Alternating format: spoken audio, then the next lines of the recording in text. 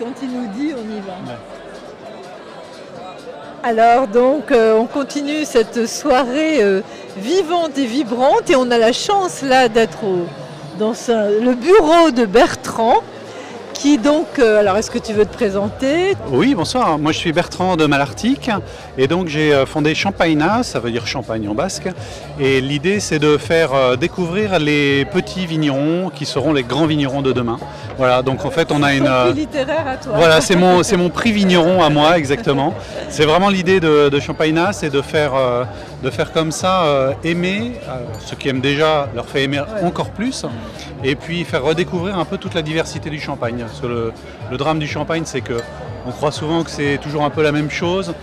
Ça rafraîchit, ça fait des bulles, c'est bien, c'est très cher en général. Mais on a des tas de petits vignerons qui, depuis une génération à peu près, ont un peu révolutionné le champagne et la champagne avec des bouteilles qui sont produites en toute petite quantité, qui sont vraiment des champagnes de haute couture en termes d'approche, et puis qui sont des champagnes de terroir, donc qui ont beaucoup de caractère. Et en fait, on a des champagnes qui sont très différents les uns des autres. Tu peux nous en parler un petit peu? Oui, bien sûr. Oui. Alors ce soir, j'ai proposé pour le prix, j'ai proposé 3 champagnes à la dégustation. Un champagne de Dominique Jarry et puis 2 champagnes de Michel Tixier. Alors c'est des noms qui vous disent probablement rien du tout.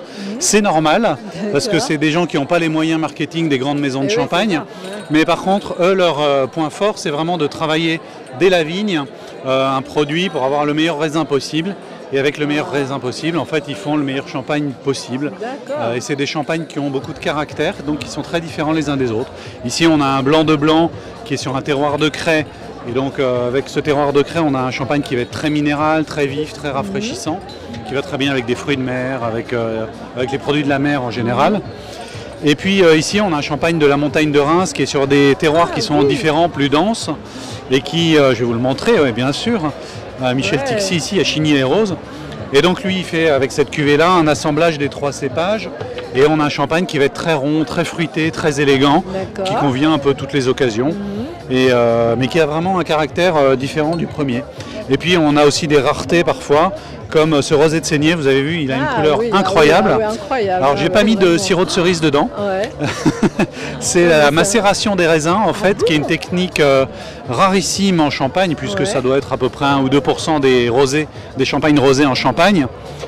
Et c'est une technique qui est assez exceptionnelle en Champagne, qui est la norme partout ailleurs quand on veut faire du vin rosé, mais qui en Champagne est vraiment l'exception.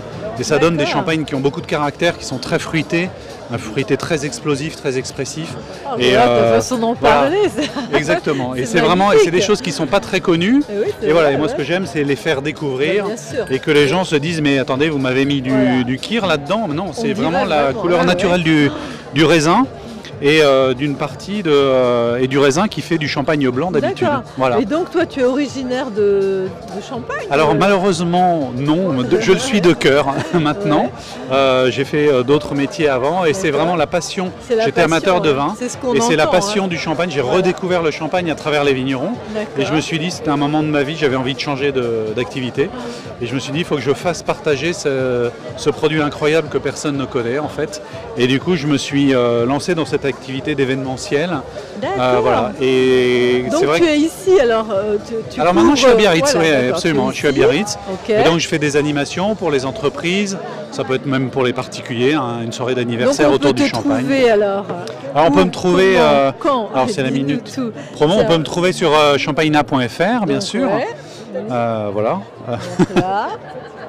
Trouvez-moi sur champaina.fr et en fait, voilà, moi je fais des animations qui sont vraiment à la carte autour de ces produits un peu exceptionnels qu'on ne trouvera pas partout. Voilà. Oui, c'est ça. Et qui font vraiment redécouvrir le champagne. Et il était temps, voilà. hein, donc. Il était temps, je ne sais pas s'il était temps, mais en tout cas c'est une vraie, voilà, c'est une vraie envie de partage sur ce produit-là. Oui, je suis passionné. Coupez-moi. Voilà. Écoute, merci. Voilà. J'espère que voilà. Merci à vous. En tout cas, je suis ravi parce que les gens ici ont été vraiment très à l'écoute ce soir d'ailleurs. On était dans la découverte du prix littéraire, d'un nouveau talent de l'écriture, de la littérature. Et c'est ça qui a plu aux créateurs du prix justement, c'est que moi aussi je suis dans cette découverte et le partage de nouveaux talents, mais voilà, sur quelque chose de très pétillant. On va mélanger tous ces beaux talents et puis on va en faire quelque chose de, voilà, qui va vraiment permettre à Radio Biarritz aussi d'aller faire un petit tour peut-être, pourquoi pas, ici ou là, pour déguster encore et encore. Avec plaisir. Allez, alors, trinquons. Allez, je trinque avec vous. Allez. Voilà. Hop. À la vôtre.